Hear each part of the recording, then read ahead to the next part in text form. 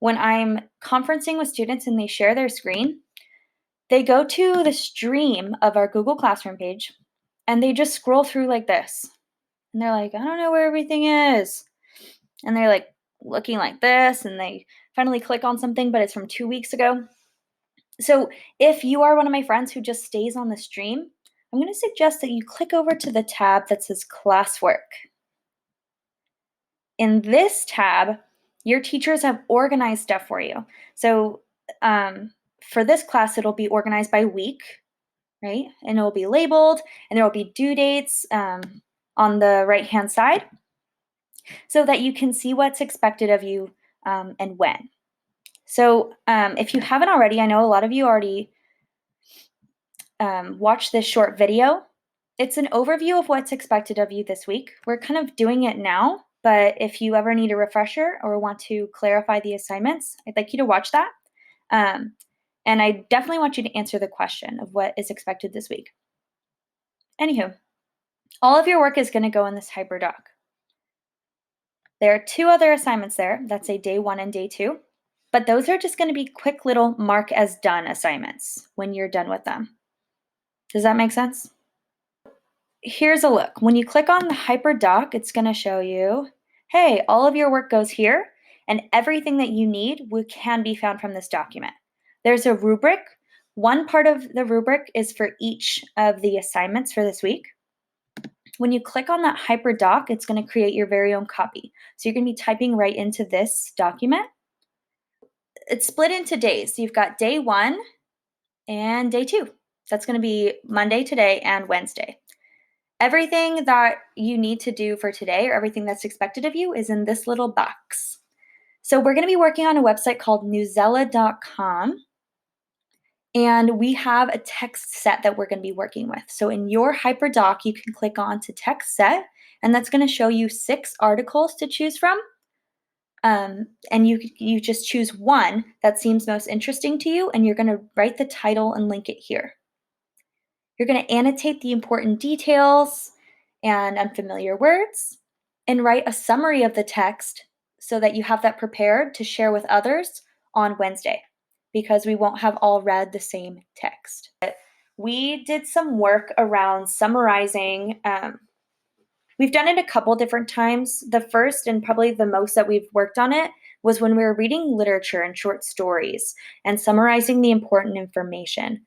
I remember that day I said, so when somebody asks me about my day, they don't want me to say, so I woke up and then I stepped onto the carpet and felt that the carpet was nice and warm, and I walked over to my wardrobe and put my clothes on.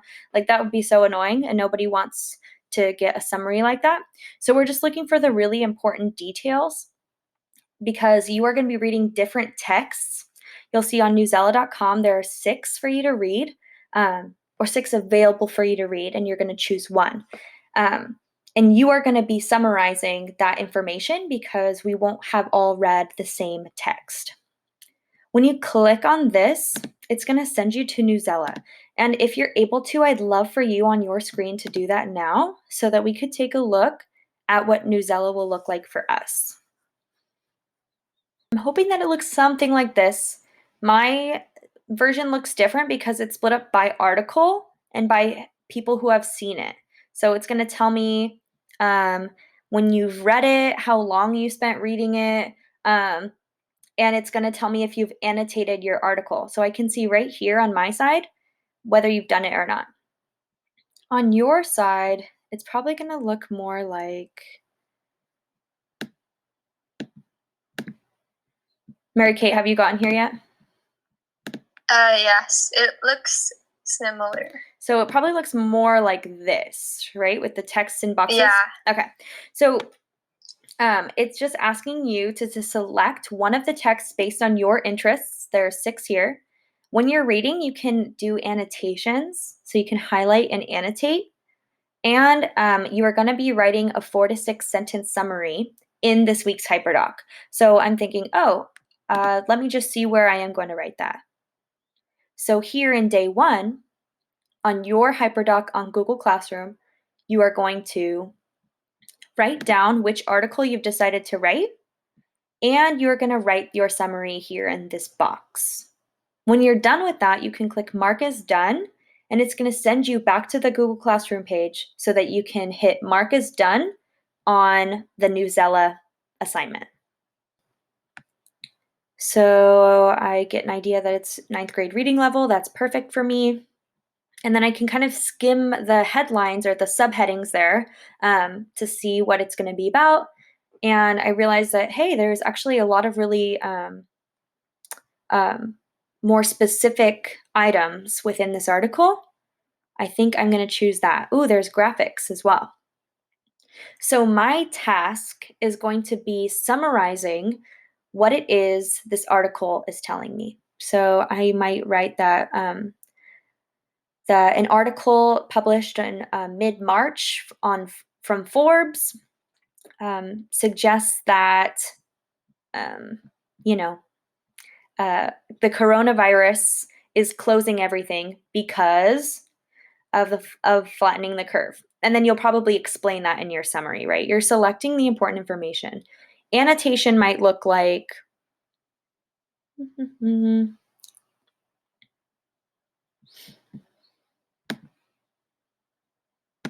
highlighting the text, clicking a color. I'm going to click yellow because it's an important detail. And I'm just going to write in the note, schools have been closed.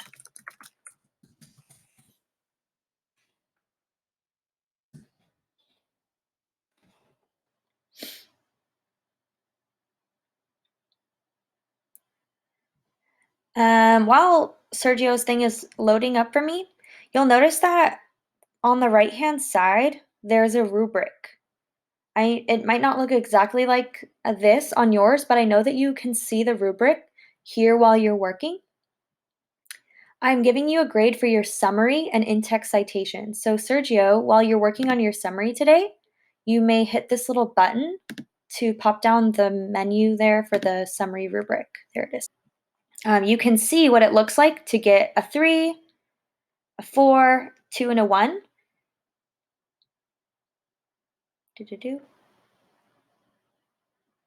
If you give this to me early enough and say for some reason you're landing on a 1 or 2, I can give you feedback and you can revise your summary to get a 3 or 4 before the end of the week. So that's one thing that you can do. Cool. So Sergio already wrote which article that he'll be reading. And to make it really easy to pop back onto it, I am going to link it. So I'm going to select this and copy it. And then back on my HyperDoc, I hope you don't mind that I'm editing here. So Sergio, I'm going to select this text and Command K on your computer or Control K means to link it. And then I'm just going to paste this link so that it's a hyper link there. So just right there, I can click on it. I have to click around through everything to find it again. So that's just one example of something that you can do for yourself to make things feel like there's a lot less clicking around. And that's why I was like hoping that this HyperDoc will be an easy way to organize it, but I'll just see and I'll get your feedback for it later on. And then his summary is going to go right here.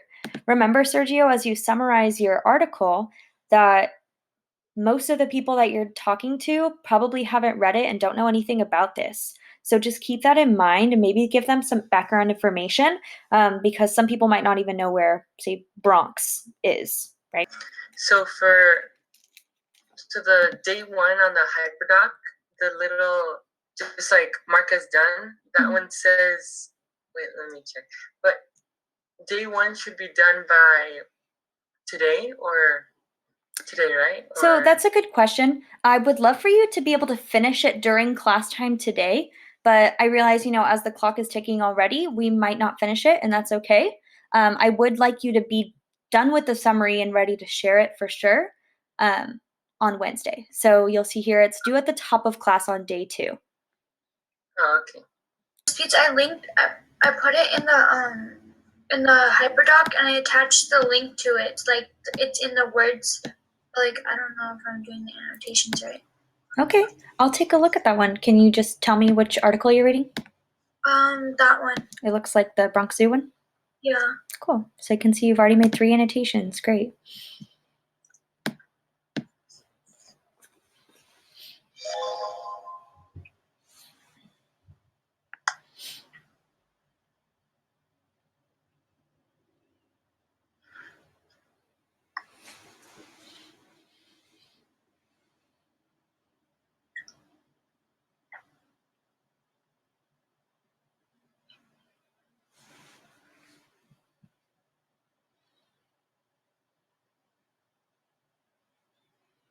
Okay, cool. So the details that you're highlighting in yellow, they are important. And I think those are the important things that you would share if, say, a friend, Brenda, didn't read this article, but she asked you what it was about.